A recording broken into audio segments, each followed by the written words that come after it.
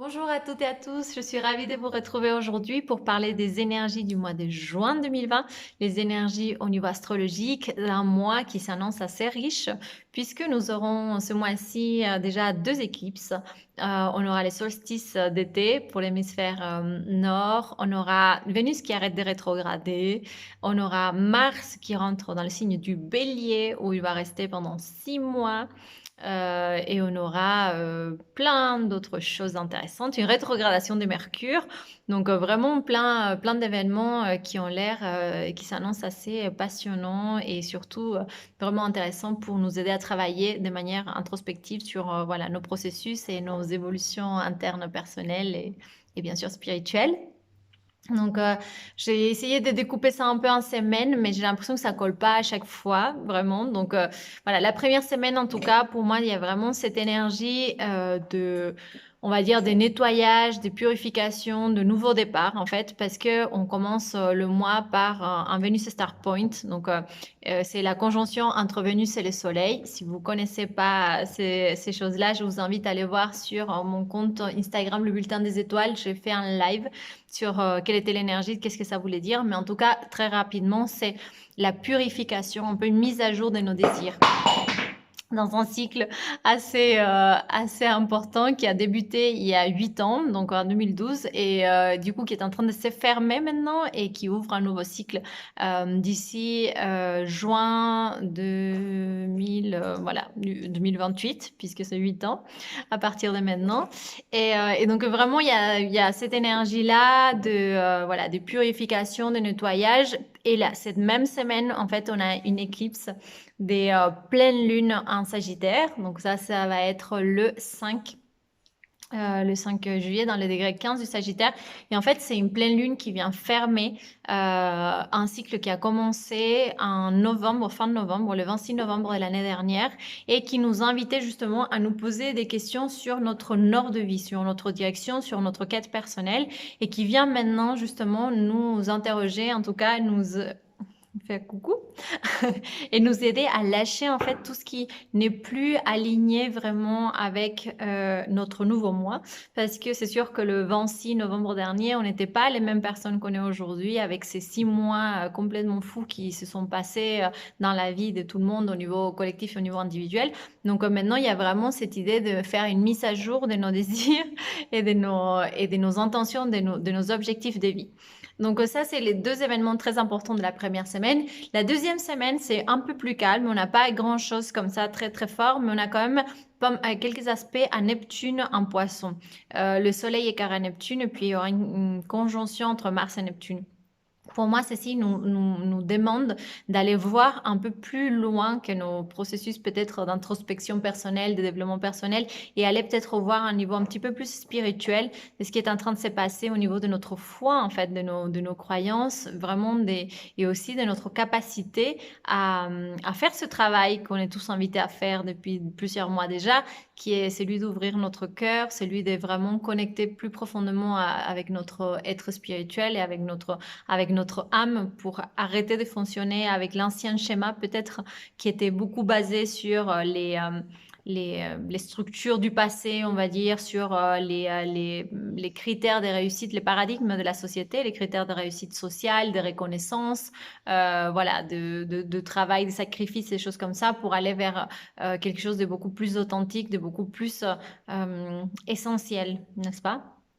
Il peut y avoir aussi, quand il y a des conjonctions, quand il y a des aspects à Neptune en Poisson, il peut aussi y avoir un peu de confusion, on ne sait pas très bien, mais bon voilà, moi ce que je vous dirais, c'est aller chercher justement et investiguer qu'est-ce qui est en train de se passer à l'intérieur et plus au-delà de l'ego, d'un point de vue un petit peu plus ouais, profond. Et ensuite, on a pas mal d'événements qui vont arriver, notamment à partir du 18 juin, 18, 19, 20, 21. Il y a tout qui arrive. La première chose, c'est les 18, c'est qu'on a la deuxième rétrogradation de Mercure dans l'année. Donc, cette rétrogradation de Mercure va avoir lieu dans le signe du Cancer. Et donc, pour moi, ce qui veut dire cette rétrogradation, pardon, mon chat est en train de faire tomber la moitié de mes affaires. Donc cette rétrogradation de Mercure, pour moi, c'est vraiment une invitation à finir de travailler ce qu'on a travaillé sur la zone cancer de notre thème, sur l'énergie cancer, pendant notamment ces derniers 18 mois.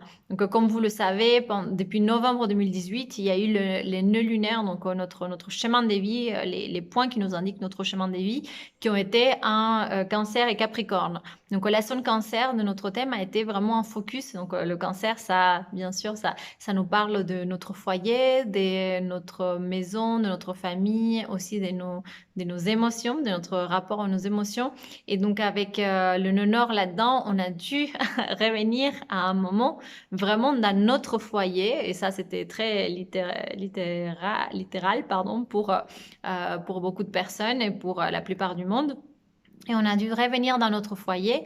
Mais qu'est-ce que cela veut dire en fait? Mercure rétrograde, pour moi, ça vient nous demander d'intégrer profondément, parce que quand une planète rétrograde, on est vraiment dans l'intégration de cette énergie-là, bien nous demander vraiment d'intégrer au niveau mental, mais un petit peu plus profond, au niveau de ce que ça veut dire pour nous en tant que personne, parce que Mercure, c'est non seulement la communication, le mental, mais c'est aussi l'individualité en fait, qu'est-ce qui nous rend unique. Et du coup, de comprendre qu'est-ce que ça veut dire, que cette notion de famille, cette question de renouer avec les émotions pour chacun d'entre nous.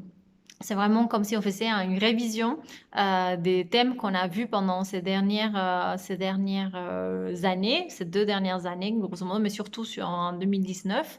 Et du coup, qu'est-ce que ça veut dire foyer pour nous? C'est quoi être à la maison? Et comment est-ce qu'on peut revenir à la maison d'une certaine manière? Il y aura peut-être pas mal des gens qui ont envie de déménager après la crise, qui ont envie de vivre différemment, qui se sont rendus compte que les lieux où ils habitaient ne leur conviennent pas et que du coup, ils pourraient essentiellement et essayer d'échanger en fait et de trouver quelque chose qui soit plus aligné avec leur nouvelle manière peut-être de voir la vie. Donc ça, c'est la rétrogradation du Mercure qui va jusqu'au 12 juillet. On aura le 19, l'union du Soleil avec le nœud nord en Gémeaux. Donc ça, c'est pour moi tout ce qui touche le nœud nord, c'est toujours très important puisque c'est des moments où en fait on va pouvoir avoir plus de clarté, notamment si c'est le Soleil, sur de quoi on parle. Avec le nouvel axe des nœuds en Gémeaux et Sagittaire. Puisque depuis, comme vous le savez, si vous suivez le bulletin des étoiles, depuis mai 2020, les axes ont justement changé des signes et maintenant ils sont en Gémeaux et en Sagittaire. Et du coup, le signe des Gémeaux, c'est une énergie qu'on est invité à aller visiter, qu'on est invité à aller explorer. On aura 18 mois pour comprendre comment on vivrait avec l'énergie des Gémeaux de manière haute, on va dire. Et donc, vivre avec cette énergie, ça veut dire être ouvert aux échanges, se sentir en confiance, être capable d'être dans la joie, dans le moment présent, ne pas trop s'inquiéter du futur.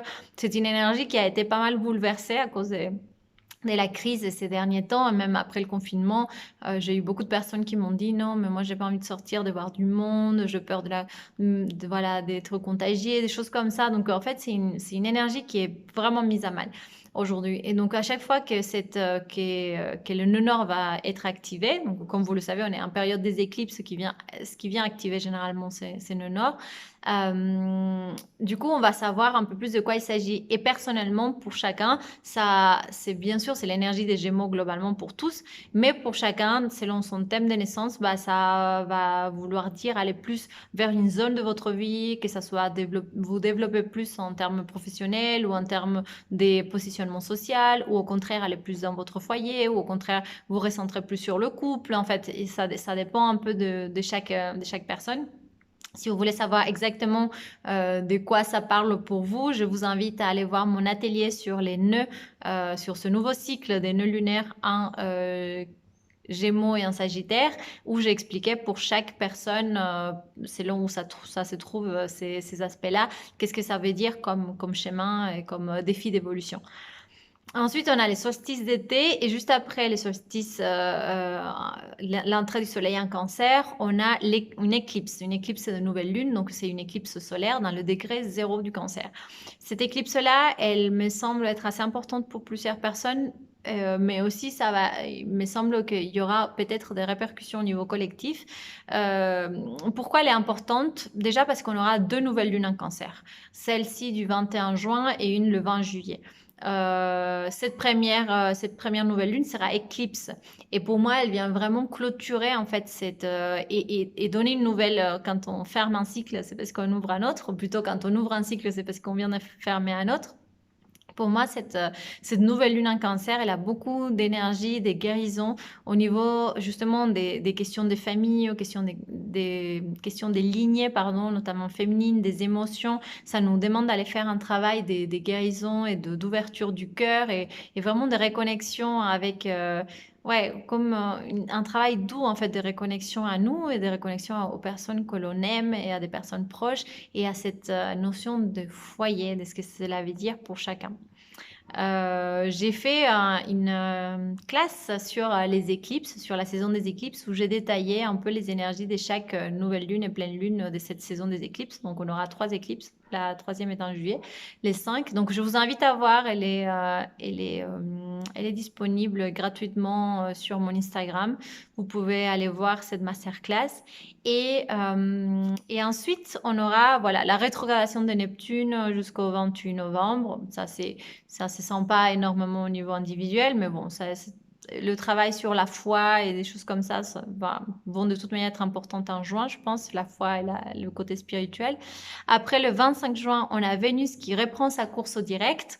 Donc, si vous avez un peu suivi, Vénus était en rétrogradation depuis le 13 mai, ce qui fait à peu près 40 jours de rétrogradation où on a été invité par cette énergie, ou en tout cas, on pouvait profiter de cette énergie pour aller creuser et aller vraiment intérioriser tout ce qui a trait à nos désirs, à nos envies, aux choses qui nous font plaisir, aux choses qui nous font vibrer et voilà, faire vraiment ce travail des remises à jour de nos désirs, en fait, des réinterrogations et des réconnexions à ça. Avec Vénus direct, et en plus maintenant, Vénus est étoile du matin, ça veut dire qu'elle a une énergie un peu plus guerrière. On est vraiment invité pendant les mois qui suivent, et notamment les prochains 9 mois, à aller chercher justement qu'est-ce qui nous fait vraiment kiffer dans la vie, qu'est-ce qu'on a envie de faire, mais à y aller un peu, hein, même en nous trompant, en fait. Aller chercher les personnes qui nous plaisent, aller essayer des projets qui nous attirent, tout ce qui attire notre curiosité, ce qui attire un peu notre feu intérieur. Allez-y sans vous poser trop de questions et après faisons le bilan et disons oui c'est vraiment dans mes désirs, c'est quelque chose que j'ai envie d'approfondir ou pas, mais c'est un peu comme allez-y en période de test, c'est bien cette énergie là. Comme je vous disais, le 27, on a Mars qui rentre dans le signe du Bélier, donc il va rester jusqu'au 6 janvier, ce qui fait un transit N, c'est super long pour Mars qui d'habitude reste à peu près 2 mois dans un signe, parce qu'en fait, il va rétrograder dans le signe du Bélier.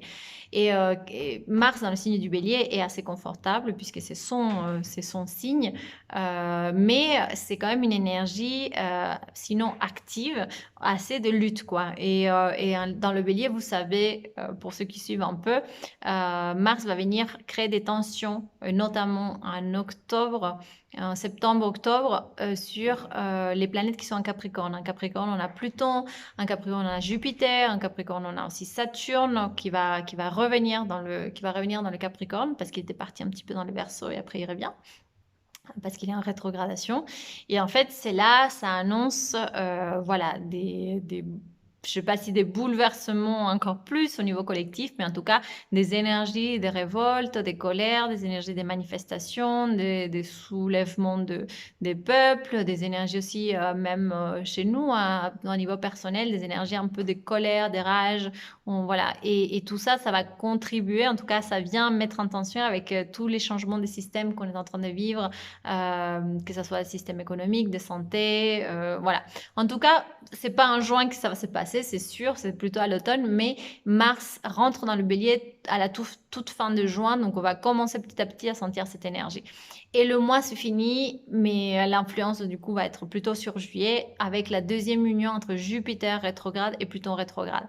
Et ça, on pourrait en parler pendant longtemps, mais je vous invite plutôt à regarder, je vous laisserai le lien dans la boîte de dialogue, à regarder la conférence qu'on a faite avec Farah et JP sur, qui sont 2 autres astrologues, sur vraiment un peu l'année 2020 et comment envisager les changements collectifs. Mais en tout cas, cette deuxième union Jupiter-Pluton vient pour moi, remettre un coup de pied dans la fourmilière, mais de manière, comme ils sont tous les deux rétrogrades, de manière un petit peu plus cachée, en fait, sur, au niveau collectif, hein, sur voilà, des informations qui sont, des choses qui sont en train de se jouer quelque part, dans l'ombre des gouvernements dont on n'est pas encore sûr, que ce soit des questions législatives, des réglementations sur les voyages, sur des vaccins, sur des choses comme ça. En fait, potentiellement, voilà, il y a des choses qui viennent remettre en question le système de manière assez forte, qui sont en train de se jouer, mais qu'on ne sentira pas tout de suite ou qu'on ne verra pas tout de suite parce que les planètes sont encore rétrogrades.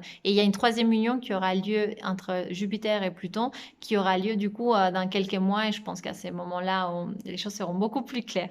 Voilà pour le mois de juin. N'hésitez pas à vous inscrire au bulletin des étoiles pour suivre au jour le jour toutes ces énergies-là et pour que je vous accompagne dans votre travail d'introspection personnelle. À très bientôt.